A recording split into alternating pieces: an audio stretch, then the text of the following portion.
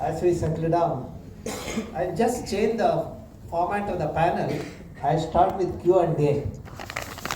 Okay, so that gives me idea how I should take the discussion forward.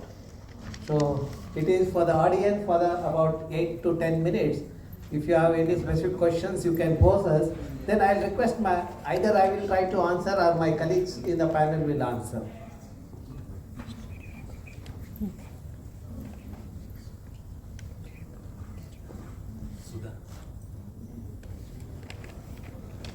Yes, yeah, madam.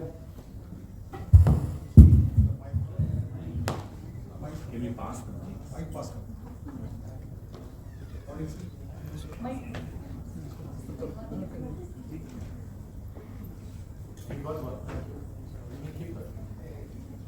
Hello, that can be here.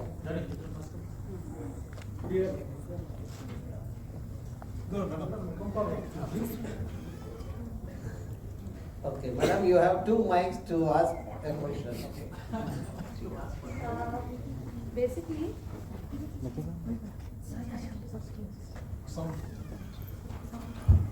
hello. Basically, I have been facing one issue, and it has been a question in my mind from so many years actually. Though I myself have not found a solution. What I have been observing in Bengaluru, especially the disposal of the waste, what they are doing, and as our Prime Minister has introduced Swachhata Bharat Abhiyan. According to that, the waste collection is happening, collection people are coming, they have certain timings to collect from the household people. But what I feel is here, most of the public is going for offices. They have the timings of going. That time these people, they come, we are not able to dispose. Ultimately, what is the result? When we have to dispose, maybe it is kept for 3-4 days, weeks together, and then ultimately we are disposing outside somewhere, which is not good. So, I believe earlier how the collection places were there, like collection big bins were there, where we were putting and these people were collecting. It was much better than this one. This is my observation and telling. I don't know technically how it is going to happen, but I believe either it should be twice a day so that people can adjust to that and the disposal will be less as because most of the places, I believe that is the main reason why the waste is getting collected. People don't have time, they're not there in their homes when they are coming, and they're disposing anywhere, wherever they feel. That is what I'm observing. And parks also what nearby I have observed. In fact, I have done few steps, I will not say very major step. Whenever I'm going for a walk, I pick wherever I see plastics, I pick them and throw it in the dustbin. I myself pick it, I don't see for anyone. And many times I tell people also, please don't throw anything. I have seen near my home, many people, they just come, they eat something, they throw it just like those dustbins are there. But there is nobody to look into it. Nobody is there. Yeah, madam, I think what you have said, second part already you have given a solution also. How you are doing, if everyone practices, then there's no problem. Yes. Regarding second part, one of you want to intervene? So the Nandini and, yeah, Mike please.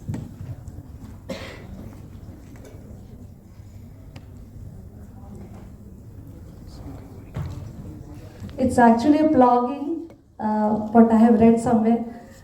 When we are walking, we have to pick it. So when we pick it, we bend, and it's like exercise also. So I believe everybody who go for walking should do plogging. Yeah. Yes. Yeah. First, I think you need to introduce yourself. Yeah, I'm so Because sorry. you asked, such a relevant question. Yeah. And it is the same issue with everyone, I think. Yes. So please introduce yourself. Yeah, my name is Shivanjali Keshavani, and I am assistant professor teaching BCA students in St. Francis College. I had been here in Bengaluru since 14 years. After I got married, I settled down here, and I had been into teaching field. Though I am very, very interested in this environment concept, and that made me motivate to come into this program. I really want to do something. Thank you so much. Okay, yeah, that's nice that you came here some 14 years back. Yes. So we original residents of Bangalore, In 2009, I think we prepared the status report of Bangalore waste generation and how it is managed, and it was presented before the High Power Committee, High Court. And I think after that, Professor TVRAMACHANDRA has taken up the detailed study, and we even put forth our, fear that it's going to become a disaster after that in another few years. Yes. Because in 2009 it was 2,500 tons per day, and I think it was not taken very seriously. And in 11, I think it was doubled. The waste that was generated per day in Bangalore doubled in 2011-12. And it became such a difficult, task for managing, because the population also raised and the floating population increased. Yes. So therefore, of course, there are a lot of awareness about segregation at the source, as you said. You gave the answer, and that I think every one of us have to Yes. follow that. But what happens? People were going for work. So that is another issue. There are so many other issues in Bangalore because of the developmental activities we needed and the urbanization population. But still we are all working very hard to convert that waste that is generated into energy. We are planning, and government also is taking a lot of initiatives. Shortly, I think we have started biomining our legacy waste. So it is happening, but it is not sufficient. Yes, correct. Yes, yes, sir. I believe the last presentation what was given by a school, that is the best solution. I feel that literacy, environment literacy is required. That is required. See, actually, And practical education, not theoretical. In books, it should not be there. It should be practically implemented than in books. see, actually, segregation at source, if it happens, I have noticed that on an average 70 to 75% is organic in most of the houses. Yes. We have done the study across the economic section, across the social groups, the cultural group, etc. And it shows about 70 to 75. If I remove that, then you are left with 20%, which you can keep it aside and give it in the weekend when you are at home. This 75%, if you can think about having a compost, this one, there are the simple models are available. 3-pot models are available. Many people have adopted that model and they are converting that into manure. And I think that is the sustainable solution we should think about it. Then advising the government and the people in the government, it will take probably the next generation it might happen, not this generation. So it's better if we do it ourselves and handle it. It's the best solution for the day. Okay. Correct. Sure. Thank you, Yeah. sir. Any other question? Yes. Yeah. I have an answer for Madam's question. It's like, everybody thinks that is our waste, our problem. Our waste is our problem, not government's problem. Solve it by yourself. Make the surroundings aware of it. As they said, environment literacy, positive attitude, our waste, our problem. It will happen only through environment literacy. So that's the answer for you. Okay. Yes, madam. Yeah. I'm Soumya, I work at Newstrade. So I have two questions. One is about how much greenwashing is happening in the marketing industry, because if I want to get a packet of buttermilk, I get paper straw packed in a plastic cover. So is there any solution that people as consumers we can do about it? And another question is, I see a lot of, when I open social media, I see a lot of people creating an influence for fast fashion, and which is one of the major environmental impacts. So I just have these two questions. Yeah, Professor Ramraj, do you have any further? Yeah, Mr. Khan. Yeah, any further?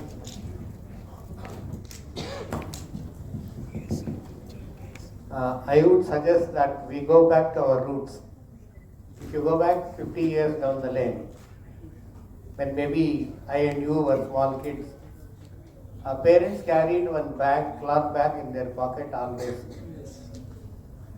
To buy vegetables, they went there to the vegetable shop, and all the vegetables were put in the same bag. There was no segregation. And when they were brought home, then they were segregated. Today, we are looking at the easiest way of life. We are ashamed to carry a bag with us. We did a survey to find out from our own school parents how many of them carry a cloth bag when they go to a mall or to a shopping complex or to a vegetable market. None of them. They say, sir, who will carry it? In Kannada they say, sir, yaar bag etkonu hogtare sir. That is where is the change. You try to carry it. See, in our school we have trained our children. They don't carry any plastic bags. We ask them to get torn shirts and trousers. We made them stitch cloth bags in school. Majority of my students carry those cloth bags when they go out to purchase. Simple idea. You change. That's it. Then things will automatically happen. It's not very difficult. See, today we want everything to be segregated at the shop itself. That's the problem. Okay, you got the answer, I suppose. What about fast fashion? The second part of her question. Fast fashion. I also wanted to know how we can create a solution for fast fashion. Fast fashion. Fast fashion is when clothes are produced in a very non-sustainable way, just in a factory for people to use it for a really short period when to match the trends. See, actually, we all come from a generation where we use the shirts and trousers for 15 years. What I am wearing or what Dr. Khan is wearing. So that is the solution. So then use and throw every day. I think that we should abandon that culture. Then things will work. It's not that we need to show we are one exist on the earth. We can show our presence through our sustainable living. Okay. Is there anything we can do about greenwashing? That I will discuss with you later. Okay. Yeah.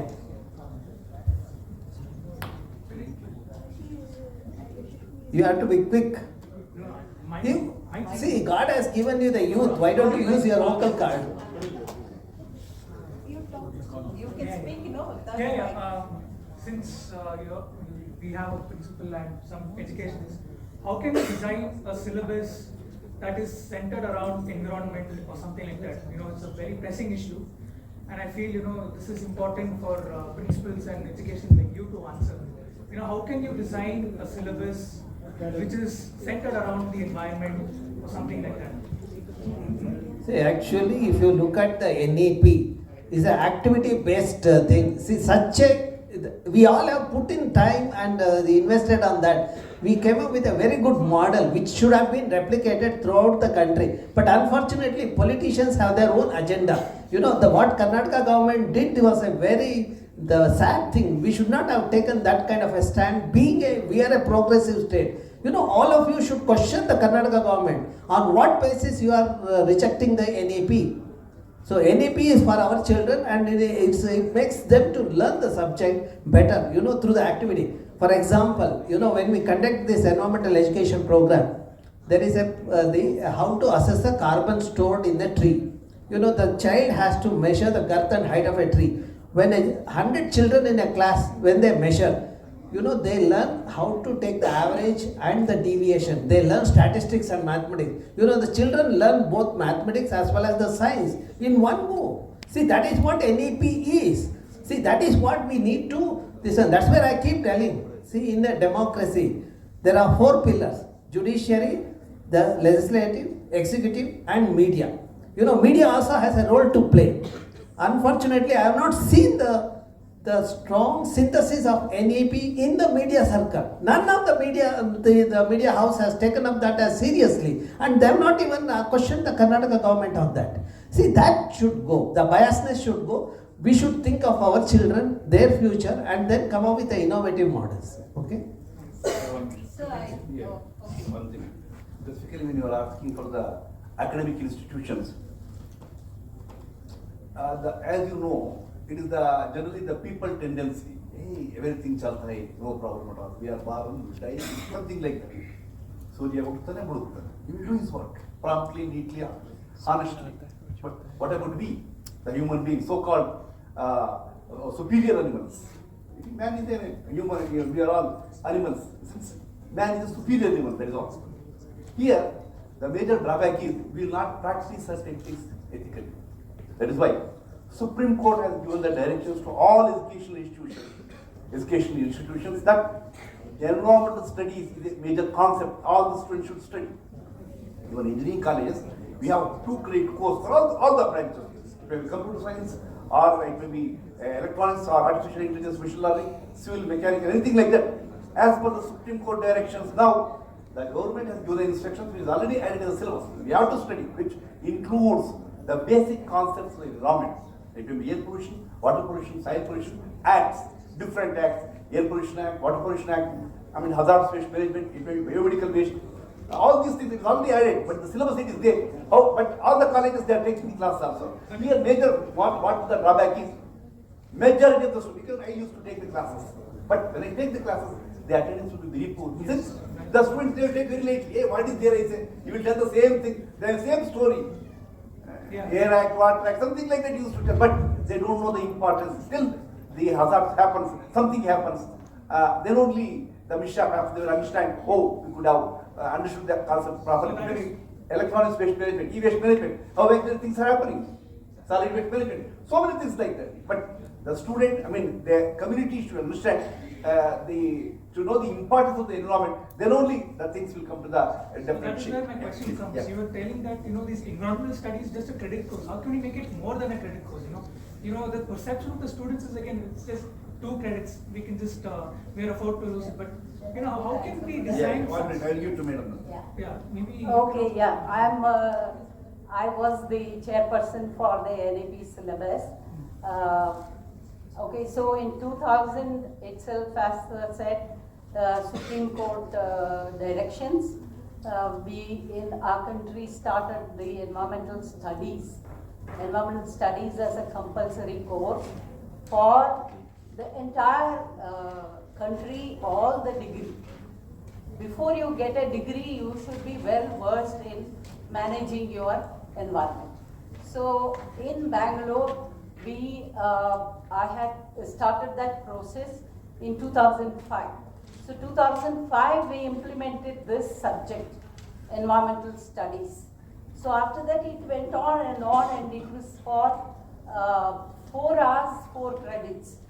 Okay, now recently there is a little difference in that, but it is there. It is a compulsory course. It is not a credit. Credit is not important. It's a compulsory course. So remember, it is there. It is compulsory, and every one of us should study with the seriousness. Okay? Sure. Yeah. Yes, madam. No. Yeah. No. Okay. Good afternoon, sir. This is Pushpalata here. I am from iCare Foundation, which is a foundation which works with environmental issues. I am proud to say that our organization has planted trees in and around Bangalore for more than 100 acres in government wasteland, and we take care of that also. Not only planting the trees, but we take care of those plants for years together, which helps the betterment of the environment. Here my question is, here most of the discussion was like plastic is dangerous, it affects the environment. So what will be the measures taken, like not asking the user to stop the plastic usage?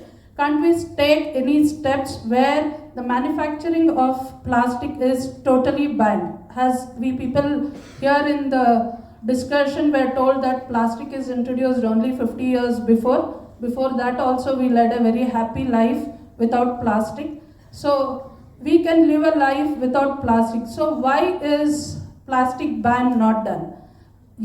People produce plastic, they give it for use and then say don't use plastic. So India is a country where few weeks before or few months before you would have heard that they were ready to change the constitution for few purpose.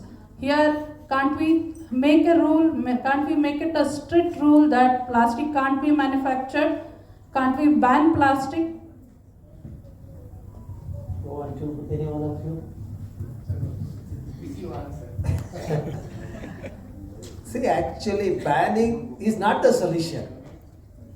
See, if you can bring the awareness among the public. If I am not interfering, let me just ask you, if manufacturing is not done, if plastic covers are not manufactured, if plastic bottles are not done, we used to live a happy life before the manufacturing of water bottles, what we do. Right? If we don't have any option of carrying, if we don't have an option that I get a Bisleri bottle here, probably I would have carried my own water bottle, which I see on very few tables here, which was done earlier. If I don't have an option that I get a plastic cover in a supermarket, then even I would have carried a bag like how my mother used to, or a biodegradable bag itself. If I am not wrong, if that was an option even today, that can be done only if the manufacturing is not done. Why do we ask the user end to stop using the plastic and not the one who manufactures?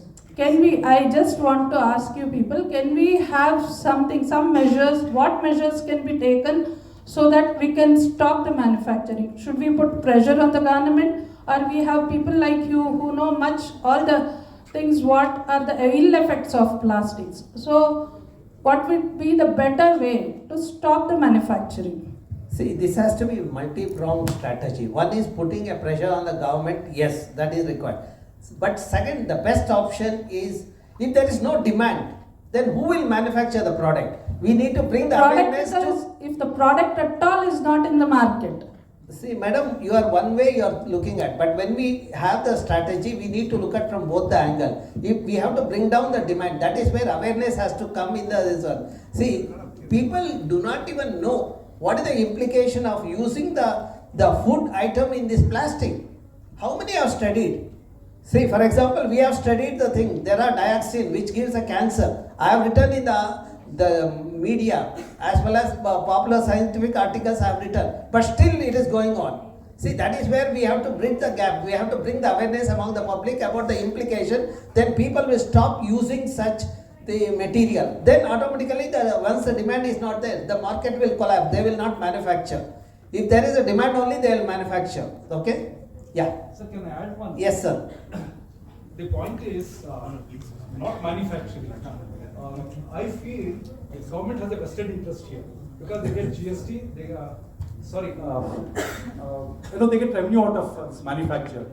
Now GST is imposed. Suppose if they ban completely manufacture of plastic bags or plastic stuff, I think government is going to lose the revenue. I think deliberately they don't like to do it. They just pass on the buck. I think the story will go on until the world lasts. That's my personal opinion. Okay. At the end, if there is a time, we will discuss this further. Yeah. Now I will take for the other topic, other than the plastic. Someone else raised the hand, no? The green shirt boy, yes. I would like to introduce myself. My name is Srihari MJ and I'm studying first year in RVPA college. So I have an answer for him where he asked that we don't study about environment in academics. The thing is, we actually study about environment in geography, but we just study it for marks and we write it in the exam and we forget about it. So most of the students here know that we have internals in exam. One is theory and internals. So in internals, instead of doing project and all, which has no use and it wastes most of the paper, I think they can introduce a new concept where those 20 or 30 marks, we can plant some trees.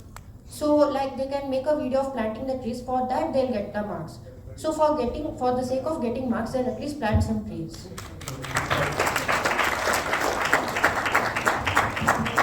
Yeah, Professor Ramaraju will respond. See, there are some of the issues which is either our students only. We have to appreciate. Dear students, I mean, that majorly, they should understand things concept very properly. Even Madam was asking why it is not implementing at all. Government of India has various rules and regulations. Here, implementation of the laws is important. Implementation of the law effectively is not taking place. It is a compromise, that is all. It is a compromise. Kudunbuttu vehicle ಓಡಿಸಬಾರದು.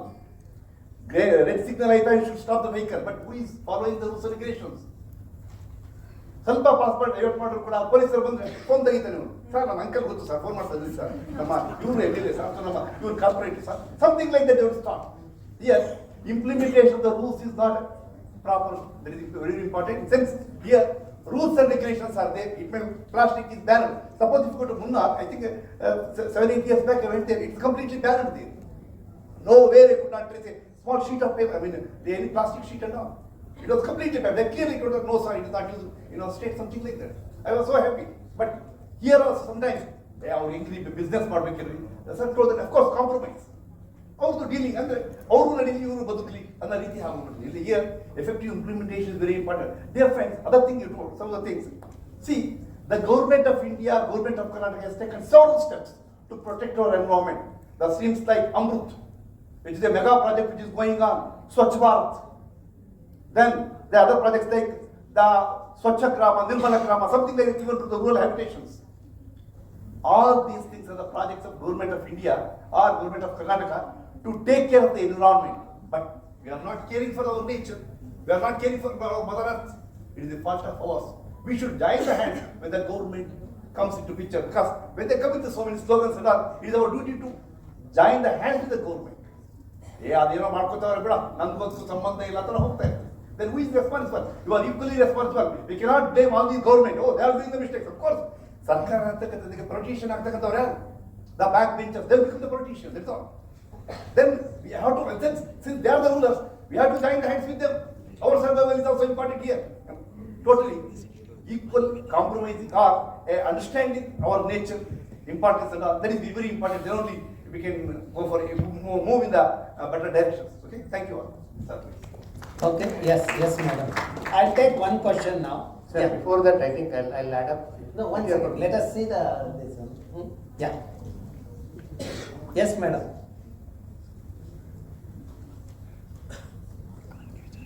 My name is Mariam Sheikh.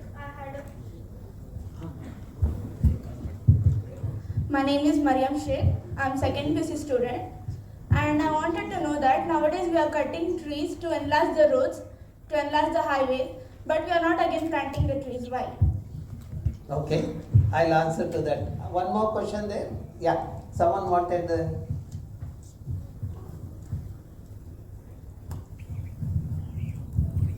I'm Sanvi. I'm studying in first PURV college. My question is that, see, we have implemented so many biodegradable, non-biodegradable, like save environment, so many policies on environmental conservation and waste policies.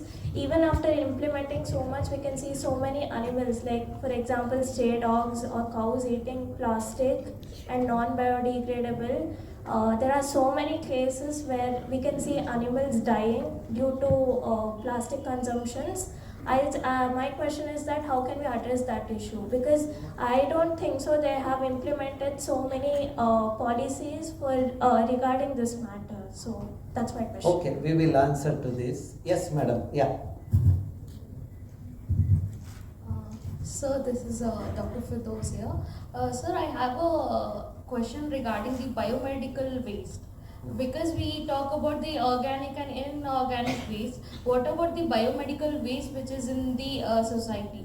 Because we don't take care about the biomedical waste in the hospitals also. There are certain programs which are running for the separation and dividing the biomedical waste, but it also harms the society as well as because many of the syringes are like thrown, like some clinics are there which does not have a proper this biobin and everything. So how do you give an opinion on this? See, actually, as far as the biomedical waste is concerned, we have a beautiful rule, biomedical waste management rule of 2016. If you study that, you will be surprised still why these gaps are there. Gaps are there because of the absence of the regulatory agency doing the job. Second part is, as a user, our irresponsible behavior. See, the biomedical waste cannot get into the general waste stream as per the norm. They are supposed to incinerate that. There is a waste collectors are there. The government has identified those people, authorized agency. They can only collect from the hospital and then they have to manage it scientifically. That is this one, and to some extent it is happening. See, from the place where I come from, Indian Society, I keep an eye on our health center. And the biomedical waste is handled like that. Each one of us in our area, if we keep an eye on the thing, and if there are gaps, you write to the concerned government agency, then things will happen. See, sometimes the letter what we write, I have seen actions being taken, okay? We have hope in the system, let us keep that hope alive and move forward. Yes, sir, you are saying something. Sir, I believe we need to think about the economic paradigm. Our society is totally, our economy is based on GDP. Okay, if I walk a mile, it does not add to the GDP. If I use my scooter, if I use a car for 1 kilometer travel, it adds to the GDP.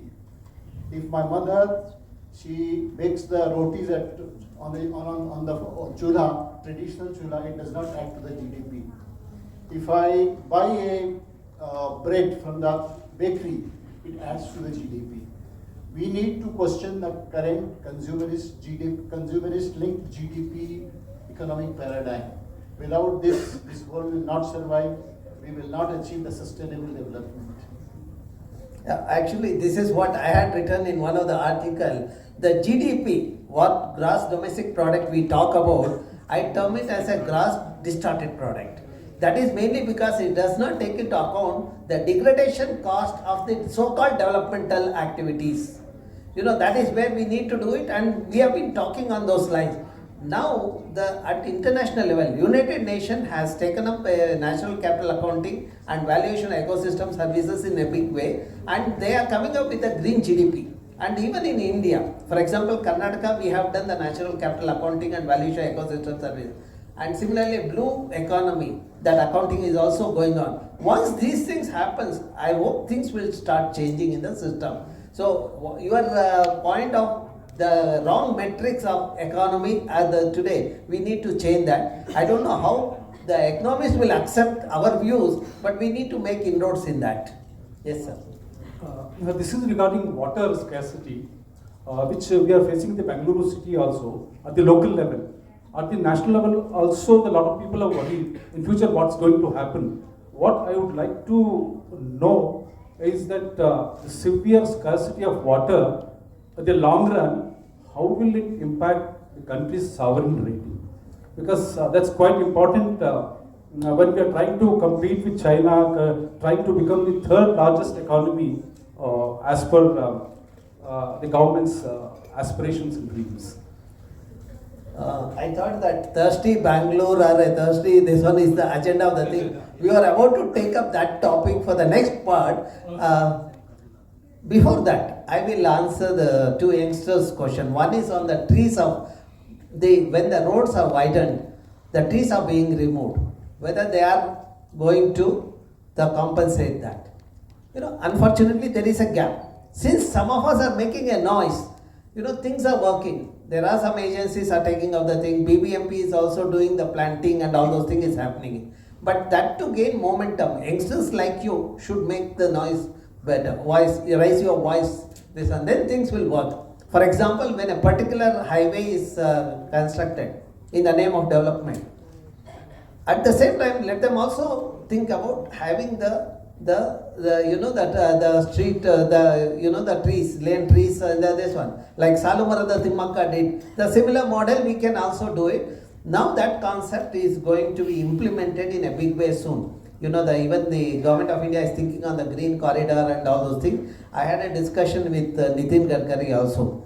There are changes are happening, but it will take some time, but certainly things will change. But in the meanwhile, if we can, when we go back home after attending this program, if we can go and plant a sapling, we have done our job. And those who have used a plastic bottle today, if they go and plant 10 sapling, I think that is the way we have to address the problem. And yeah, I think we need to move to the panel now. Yes, madam, I will take your thing and yeah. So I'm Uma Rajan from UBC. This is a very simple thing and it's become an eyesore, every day. We plant trees, of course, but behind every grown-up tree, people are making it urinals. So this is very eyesore, especially when I take my grandchildren from school, from Sapphires. That whole of Mount Carmel, we see this things happening, people urinating, unmindful of what they are doing. So they should fix the CCTV cameras and put their photographs in the paper so that they don't repeat it again. So it is killing trees. It's a simple thing, Okay. but it is killing Yeah, trees. thank you, madam. Thank you. Thank I am sure since this is a part of the media, they will communicate to the wider section of society in a better way than I am doing. So we will do that. Okay. Sure. Yeah. And now we'll move to the part which I was supposed to start about 10 minutes earlier.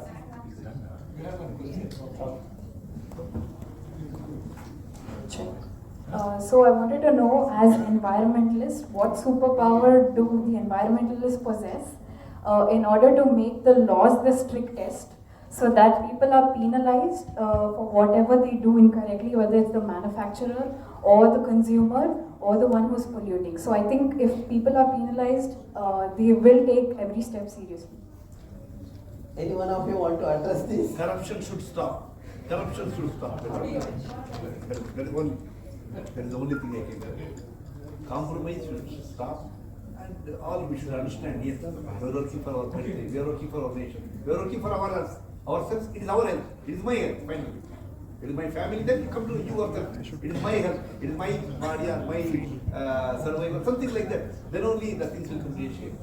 Okay, we will move to the next part, the thirsty Bangalore. What are the sustainable solutions? We have a teacher here, Dr. Khan, and we have a professor from Bengaluru University, wide experience in the water sector, and also Professor Ramaraju, so who has worked, he started his career in Kolar, talking about fluoride contamination in this one. So we have faced that situation, and today's situation in Bangalore is purely man-made. So now I request Ramaraj to dwell on this aspect about the theme of the today's panel discussion for about 4 minutes. Oh. Yeah, I think I feel comfortable standing here. No, I am more comfortable standing here. As a teacher, I would like to be. No, it's okay. Dear friends, of course, Professor Sakesh helped hope there, but I would like to take some of the things where Mankuti Manakaga, D.V. Gundapnor Kilmatun Helidare, just I would like to take ಪ್ರಕೃತಿಯ ನವರತ ಮನುಜ ತಿದ್ದುತ್ತಿರುವಂತೆ ವಿಕೃತಗೊಳಿಸುವವನಂ ಆಕೆ ಎಂಗಗಳ ಭೂಕೃಷಿಕ ಶಿಲ್ಪಿ ವಾಹನ ಯಂತ್ರಿ ವ್ಯಾಪೃತಿಸ್ತರೇನವಳ ಮಂಕುತಿಮ್ಮ ಹಾಗೆ ಮುಂದೆ ಬರ್ತಾ ಹೇಳ್ತಾರೆ ನೋಡಿ, change it is a common phenomena. ಬದಲಾವಣೆ ಅಂತಕ್ಕಂಥದ್ದು ಅಸಹಜ ಗುಣ. ಹೊಸತನವೇ ಬಾಳು, ಅಲಸಿಕೆಯಲ್ಲ ಸಾವು ಬಿಡು, ರಸವು ನವನವತಿಯಿಂದ ಅನುದಿನವೂ ಹೊಮ್ಮಿ, ಹಸನೊಂದು ನುಡಿಯಲ್ಲಿ ನಡೆಯಲ್ಲಿ ನೋಟದಲ್ಲಿ ಪಸರುತ್ತರೆ ಬಾಳ ಚೆಲುವು Mankutimma. With these words, I will continue further. Dear friends, as you know, specifically today's topic, the water. If you go back to the history, starting from Harappa and Mohenjo-daro, ಮನುಕುಲದ ನಾಗರಿಕತೆ ಪ್ರಾರಂಭವಾಗಿದೆ ನದಿಯ ತೀರದಲ್ಲಿ ಅಥವಾ ದಡದಲ್ಲಿ. Start from Harappa and Mohenjodaro. ಇವತ್ತು ನಾವು ತುಂಬಾ ದೂರ ಹೋಗ್ತಾ ಇದ್ದೀವಿ. If you take Bangalore, if 1894, the starting from our Hesragatta, where the water used to supply to the Bangalore city, which was having a nearly 245 square kilometers. I am talking about exactly 130 years back. Continue to that one again, Arkavati River, Again, they put TG Halli. From 1933, again, they constructed that one. The capacity was increased to 135 MLD. Then 1971 onwards, of course, the Kaveri phase 1, phase 2, everything is started. Now phase 4 is completed. 1450 of MLD water is supplied to the Bangalore now. The government board help 30% leak ಆಗ್ತಾ ಇದೆ ಅಂತ ಹೇಳ್ಕೊಳ್ತಾರೆ. Anyway, let us come back. Of course, nearly 600 to 700 MLD of water is, the groundwater is used effectively. Here, utilization of groundwater, that is also important. It is otherwise, of course, if you take back to the Bangalore water supply, they have done wonderful ones also, that we have to appreciate. Basically, the government of Karnataka, that to BWSSB, they are treating almost nearly 850 MLD of water, out of it, on record they are telling almost 550 MLD of water is used effectively for various sectors, maybe construction sector, and other also they are telling already some of the water usage, specifically in the metro station, or other things where exactly in the construction sector, it is very, very important. This water can be used. Almost 2,000 apartmentally they have the effluent treatment plants. That water can be used by developing a separate app where that can be taken easily used for all the non-domestic purposes. Use of wastewater for non-domestic purposes, that can be done, number one. Number two is specifically rejuvenation of the tanks. That is very, very important. The government has to take the initiative to protect our tanks. You know, 190 tanks, something like that they are telling. 1,450 tanks were there in 18th century. Now it has come down to 185, something like that. Of course, the government should act effectively. IISc report of that, if you go back to 15 years back, too much report ಬಂದಿದೆ. ಅದನ್ನ of course ಸಾಕಷ್ಟು professor ಅದರ ಬಗ್ಗೆ work ಮಾಡಿದ್ರು. In fact ಕೆಲವರು ಇವತ್ತು ಕೂಡ ಭಯ, ಎಲ್ಲಿ ಸ್ಟೇಟ್ಮೆಂಟ್ ಏನು ಕೊಡ್ತಾರೋ ಅಂತ, ಅದು ರಿಯಲ್ ಎಸ್ಟೇಟ್ ಗೆ ಅವ್ರ ಮುಂದೆ ಭಯ ಆಗ್ಬಿಟ್ಟಿದೆ. Because he is the man who digged the things. We have to appreciate and have to congratulate you for that one, sir. ಕೆಲವರಿಗೆ ಭಯ ಇದೆ. ಸರ್ ಹೇಳ್ತಾ ಇದ್ರು, ಎಲ್ಲಿ ಏನು ಕೊಡ್ತಾರೆ ನೀವು ಹೇಳ್ತಾ ಇದ್ರಲ್ಲ, ಮರ ಕಿಡಿಬೇಕು ಅಂತ ತಕ್ಷಣಕ್ಕೆ ಇಷ್ಟೊಂದು ಆಂದೋಲನ ಮಾಡೋದ್ರಿಂದ TVRAMACHANDRA ಎಲ್ಲಿದ್ದಾರೆ ನೋಡ್ರಿ, ಆಮೇಲೆ ಬಂದು ಸುಮ್ಮನೆ ಫೋಟೋ ಇಟ್ಕೊಂಡು ಸ್ಟೂಡೆಂಟ್ಸ್ ಬಂದು ಪೇಪರ್ನಾಗ ಹಾಕ್ಬಿಡ್ತಾರೆ. ಅಫ್ಕೋರ್ಸ್ ಭಯ ಅನ್ನೋದಿದೆ. That we have to appreciate. ಜನರಿಗೆ ಅಷ್ಟು ಬಂದರೆ ಸಾಕು. ಅಫ್ಕೋರ್ಸ್ ಆಫೀಸರ್ಸ್ಗೆ of course development is a common phenomena. Development ಅಂತ ಹೋದಾಗ what we are expecting is ಪ್ಯಾರಲಲ್ಲಿ substitute ಮಾಡಿ, see that the environment is protected. That is what exactly we are looking for. Of course, come back to our section. What are you saying? Well, the 50 to 100 meter buffer zone has to be maintained so that the lakes can be protected easily. Here, pollution control board should act very effectively. Anthropogenic activities avoid ಮಾಡಬೇಕಾಗುತ್ತೆ. ಅಲ್ಲಿ ಇರ್ತಕ್ಕಂಥ inflow ಏನು ಬರ್ತಾ ಇದೆ, whether it is coming properly or not, preliminary treatment ಆಗಬೇಕು, either floating aerators ಆಗಬೇಕು, everything like that, use some of the advanced technology that can be done, number one. At the same time, here, effective implementation of the 80s Ramaswamy report is very, very important. Even now also ಕಾಲ ಮಿಂಚಿಲ್ಲ, ಈಗಲೂ ಕೂಡ government ಮಾಡಬಹುದು, but ಮನಸ್ಸಿಗೆ ಆಗಿಲ್ಲ ಗೊತ್ತಿಲ್ಲ. Of course, ಆಮೇಲೆ use of rain water effectively harvesting ಆಗ್ತಾ ಇದೆ. Here, rain water harvesting ಆಗ್ತಾ ಇದೆ. Of course, here we have to go for the technologies like specifically use of the water effectively for so many ways. How exactly is this rainwater can be stored or storm water can be stored by creating underground service reservoirs, something like that, which is done in California and all. That can be done. There is no problem at all. Of course, by using the sensor monitoring and all. Some of the countries, specifically Japan, they are monitoring. Of course, whatever the water comes, runoff water and all, they are going to store in the underground storage reservoirs. At the same time, they are linked to the lakes also. One lake, if it is filled, alarm signals will be started. Of course, this is full. Next, divert that water to the other tank. At the same time, underground service reservoirs, they will store the water and use it whenever it is required. Of course, these things are very, very important. At the same time, one of the important, but the last point I would like to take, where this drilling of borewells, over-exploitation of the groundwater.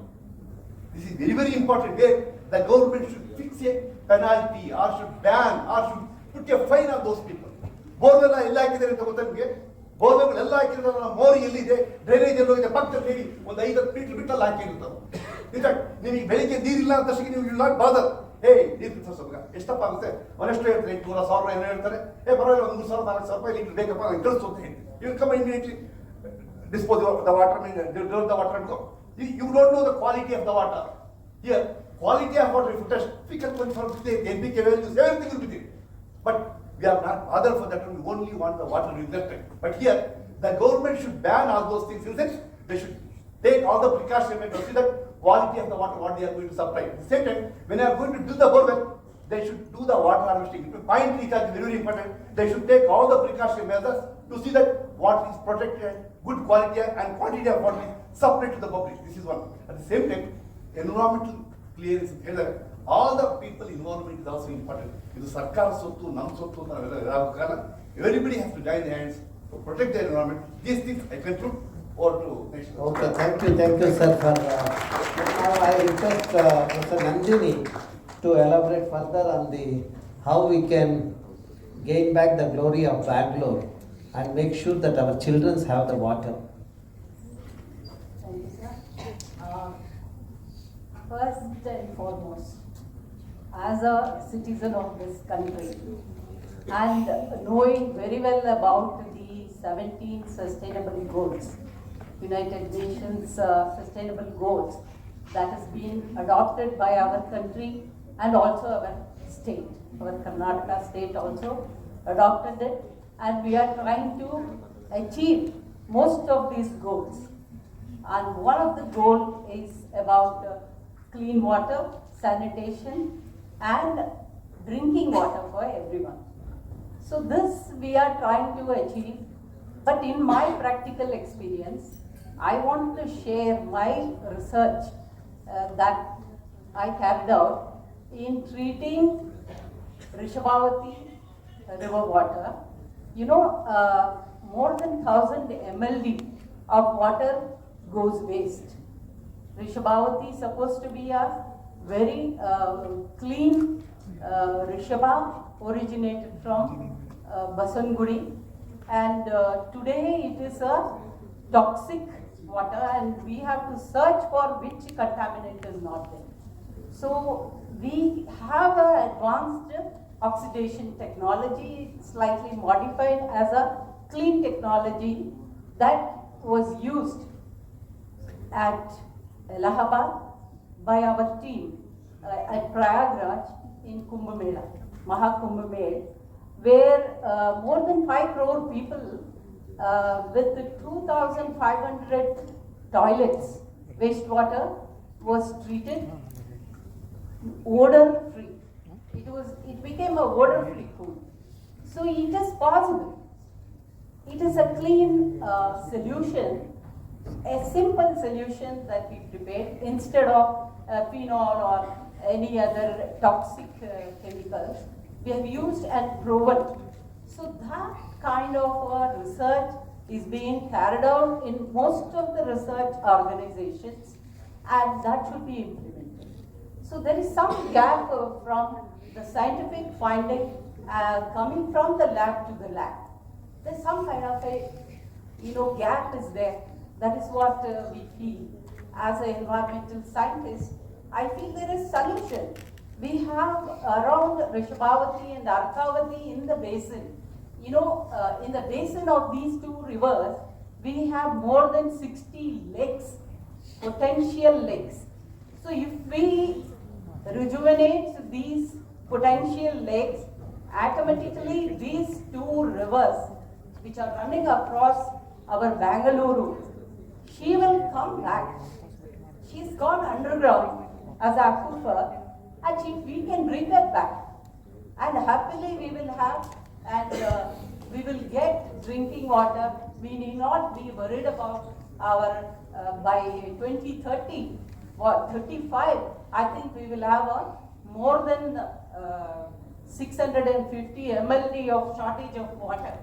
And I think even if you buy it, is not sufficient. So I feel these are the practical experience I have faced.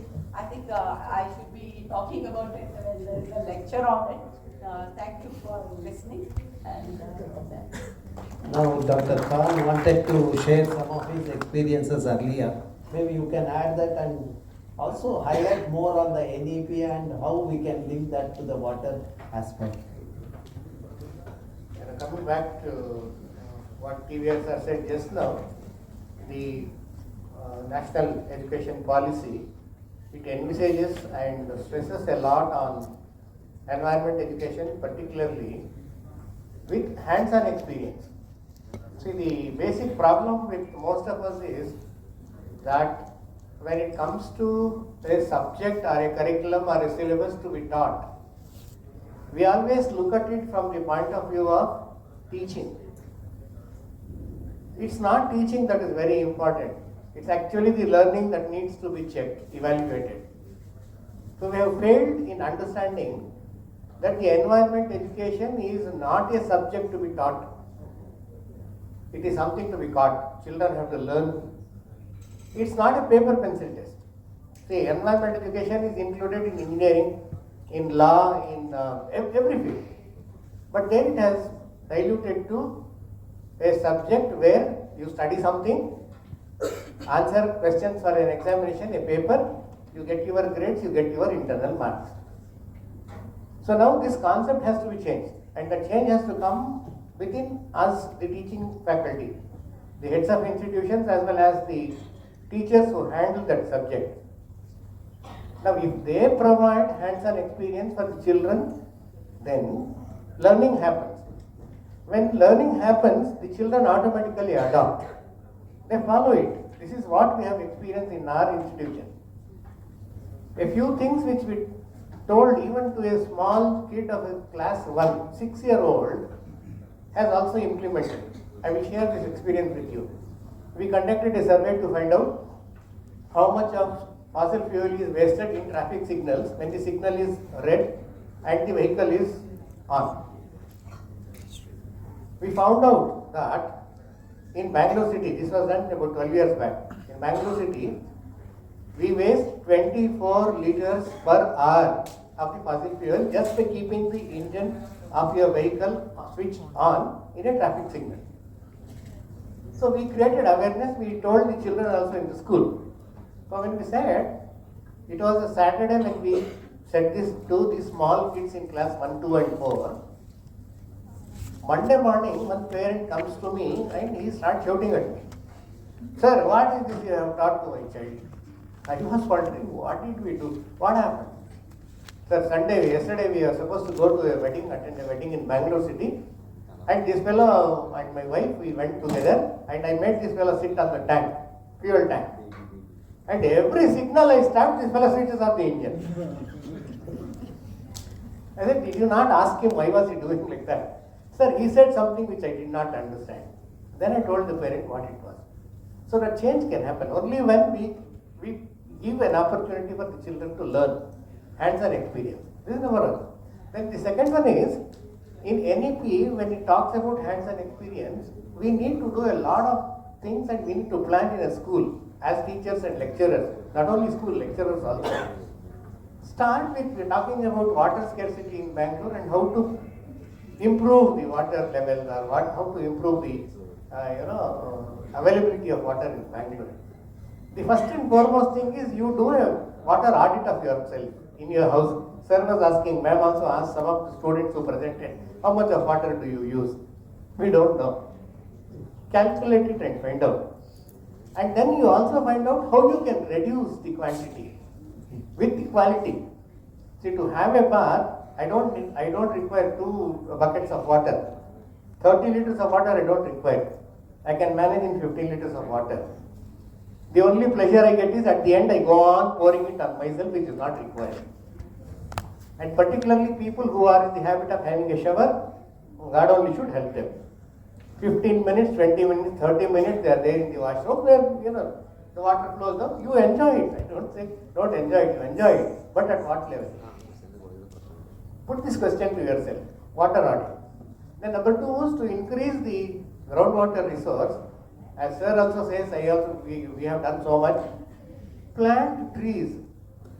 It need not be, the government's responsibility to take care. No. Each one of us, in your own street, you do it. In your own household, you do it if there is space. In your own community, if you are living in an apartment, you see that the native species are sown there. Take care of those trees. They will automatically take care of your groundwater level. See, we have planted almost we have saved 3 lakes. One, with all the help of TVRAMACHANDRA, Vartur lake is saved. 2 more lakes, we have planted about 13,000 saplings. One is Gaurama Kere, then the other one is Mamin Kere, which is 2 kilometers away from my school. And now we have taken over one more lake, which is about 4 kilometers from our school. Tomorrow we are going to plant another 150 saplings. Tomorrow morning, 7 o'clock, we have this program with volunteers. Right? You try to do it. See, it should come from us. We always think of, like my teacher was saying, it is somebody's problem. No, it's my problem. So I start doing it, and we can definitely make a change, provided you think that yes, I can. And together we can definitely make a difference. It can happen. There are so many things. We walk the talk. If you are free to visit our school anytime, you come over there, you see what changes we have made and how much are. Lastly, I would like to add, tree plantation program. We had one World Environment Day on 5th. So therefore, we told the children on 30th of May that they can make seed balls. This is the season for mangoes and jackfruit and jamun and everything, native species. So we taught the children to make seed balls. We put it as a competition to the children. Whoever makes the maximum seed balls will get an award. Whoever uses the maximum variety will also get a seed ball. The fellow who got the first prize for the variety, he got seeds of 60 varieties, native plants, native plants. And the fellow who made the highest, he made about 142 seed balls. Altogether, 59 students participated. We have 1,600 seed balls ready with us. Rotary Club asked us, is there anyone who can give us seed balls? I said, yes, we have, please come and collect it. And we have told the children, wherever they go to, whenever they travel, carry the seed balls with them. Wherever they find a vacant area, just throw the ball and go away. Nature will take care of itself. So these are kind of a few initiatives. If there are trees, then groundwater will be available. If there are lakes, then groundwater recharge will happen and we'll have clean water, drinking water everywhere. As my student said, we have only, borewell is about 400 feet deep. My neighbors have gone up to 1,600 feet. They haven't got water. We have 2,000 gallons of water per hour throughout the year. We have absolutely no problem. We have 550 trees in our school belonging to 21 native species. So that is how we can definitely make a change. And thank you very much, sir, for giving me this opportunity. Thank you. Thank you. So now we are in the last leg of the, so probably I will try to cover what all they have talked about it. I'll try to summarize it, and also some of the questions which we have not answered, I will try to answer it in the next part of my deliberation. You know, I strongly feel we reach this pathetic status of the water crisis in the city is mainly because of the absence of water urbanism. You know, what does it mean? We do not understand how the water get into our system, what is to be done in our planning process. Look at the way the city has been urbanized over the last 6 decades. In 1973, we had 68% green cover, and less than the 8% is the red or the buildings. And today, if you look at 86% is concretized, and only less than 3% is under the vegetation cover. As per the norm, we are supposed to have 33% green cover.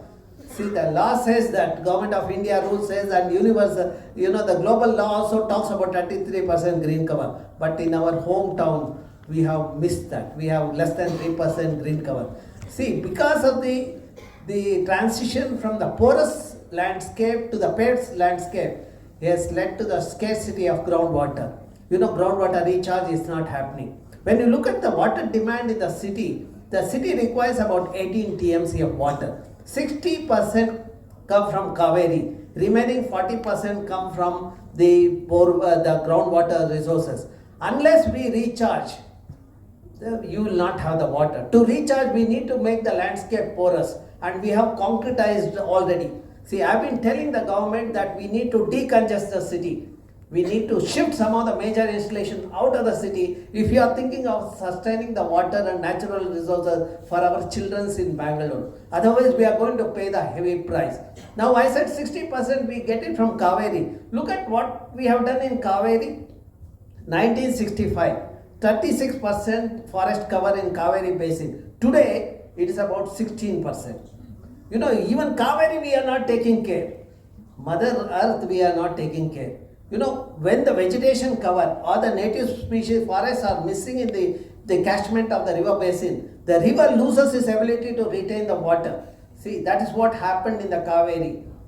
We had erratic rainfall coupled with this kind of the degraded watershed. the catchment was unable to retain the water, and we have faced the severe water scarcity because that 60% we were not getting it. Coupled with that, over-exploitation of the groundwater, that's what Professor Ramaraju talked about it. You know, we are not allowing the groundwater recharge. At the same time, this building mafia are extracting the groundwater. More exploitation is happening. You know, we should have had a restriction on during the crisis period. We should not have allowed the construction, the sector to use the borewell water for the construction and even the industries. We should have put a restriction on that. So that's what I had written to the government, also saying that please bring some kind of there's a restriction on them. But hardly that worked. But fortunately some of the suggestions were taken and they are trying to implement. Now the other problem what we face in Bangalore is the recurring floods. The floods is a manifestation of the mismanagement of the landscape. You know, our lakes are interconnected. Professor Ramaraju talked about 1800. You know, in the 740 square kilometer, which is the current geographical area of Bangalore, in 1500 to 1800, we had 1452 water bodies. You know, earlier river was passing through the region. People put the bund at regular interval to convert that flowing water body into the stagnant water body to meet the irrigation and the drinking water requirement. But today, the interconnectivity among the lakes is lost. You see all the influential section of the society is sitting on the Raja Kaluways and the stormwater drain. Fortunately, one fellow who was sitting on the drain, today he is in Parapan Agrahara. He is from RR Nagar. See, if all those influential sections of society are penalized, and we need to make sure that interconnectivity is established. If every child starts saying that this Raja Kaluwe belongs to me, you have no right to encroach it. No influential section of society can encroach this one. That we need to remove it. And the third thing, when the flooding happens, you know how the executive mechanism in the executive system in the system take advantage of that. See, the chief minister under pressure will release 1,000 crore, 1,500 crore. You know what the BBMP does it? They come up with a remodeling of the drain. See, that is really a sin they are creating. You know what they are doing is, in the name of remodeling, they are concretizing the drain. The drain is a natural entity. It has the hydrological function of recharging the groundwater. When you concretize it, we lose that thing. And their agenda is, for every kilometer of concretization, there is 8 crore rupees. You know, if they have to pocket 40% of that, they have to concretize it.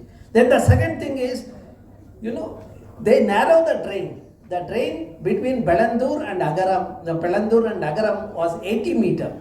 And today you go and measure. It is 16.5 meter or 18 meter. You know, they have, in the process, they have an understanding with the builders in that locality. That's where again additional money they make.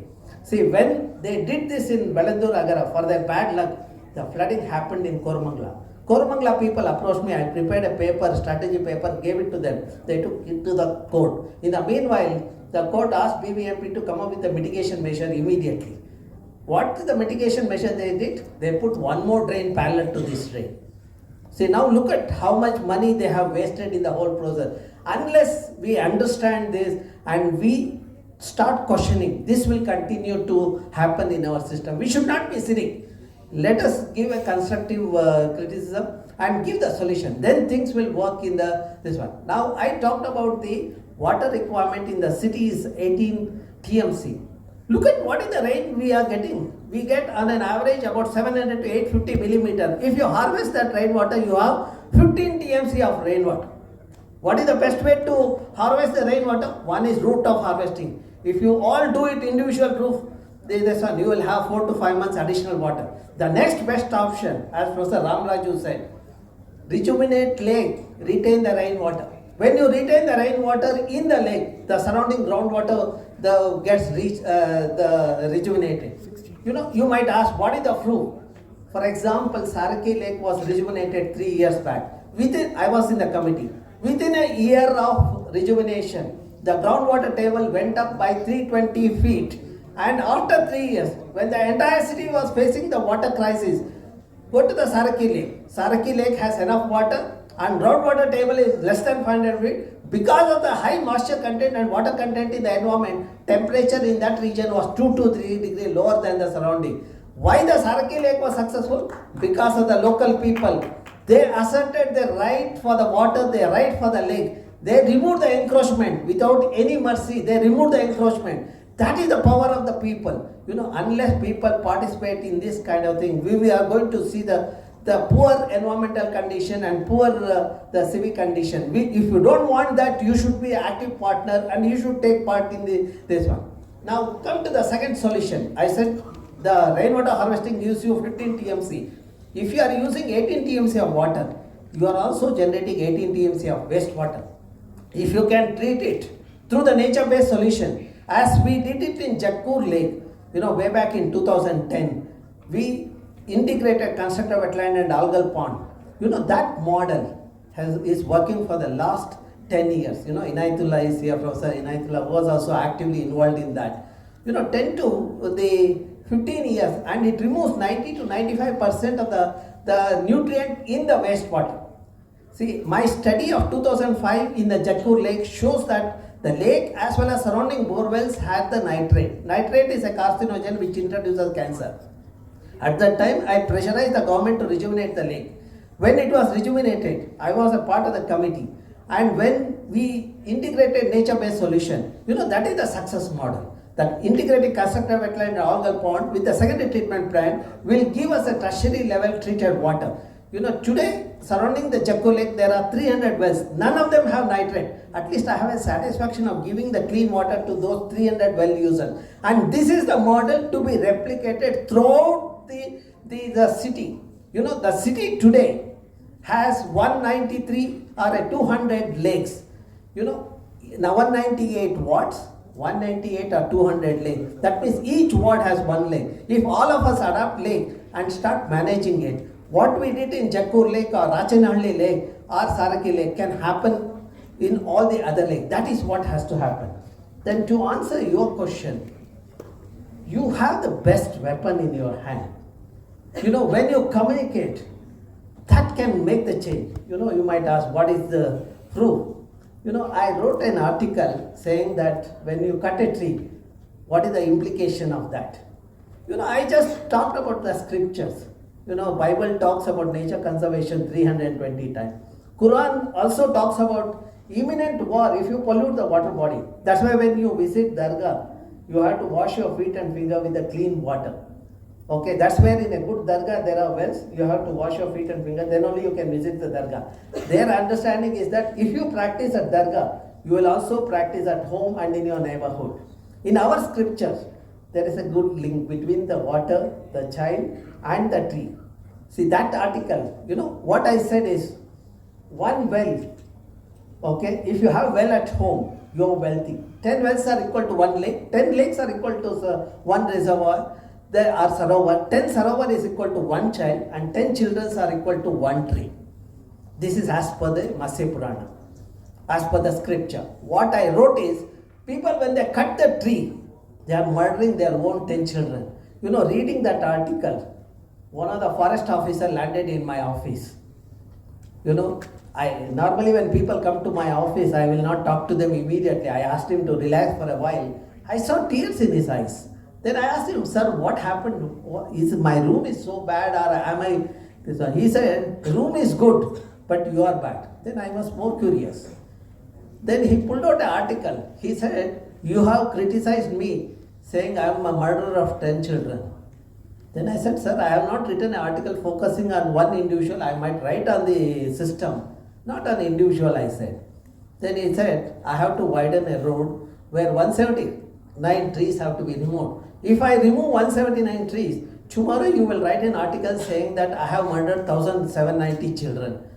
So if I don't remove it, then I will lose the job. You have to give the solution. Then I said, there is a nearby vacant land. Let us do the afforestation with the native species which are at least 4 or 5 years old sapling, and also transplant each other thing. When he started doing it, people appreciated. Now you know what is the solution. The laws and legislation doesn't work. The weapon in our hand is this. If we do it properly, it works in the system. That's what we need to do. And if we do it, then things will. See, and somebody asked me about how to implement the legislation. I would say your mother is the best one to implement.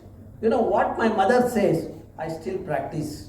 Even today, What she has told me when I was a kid, even today it rings in my ears. I don't violate her now. That means my mother's word is the final thing. Similarly, Mother's Earth, if we can listen to Mother Earth, the health and then we have done our job. The sustainability is there. To end this, I would say the science, society, culture and spirituality should go hand in hand. Then only you will see the prosperity in our system with the sustenance of natural resources. When one of this is missing, then only you have problem. See, what the science brings out, you should go to the policy making. See, sometimes that's what Professor Nandini talked about it. You know, that's what we have to make sure. The Bangalore is a knowledge city. Karnataka, there are a lot of intelligent, knowledgeable people are there. Why are we not taking advantage of that in a policy making and refine the things? Some of the things we have succeeded. For example, solid waste management rule, what is come, the credit should go to Bangalore. You know, Almitra Patel and such a people who all went to the Supreme Court, that's how we have the rule. We have been successful to some extent. If everything has to work, then all of you have to take equal part. You need to understand your role in the system. When you participate in the natural resource management, naturally you will have the sustainability of the resources.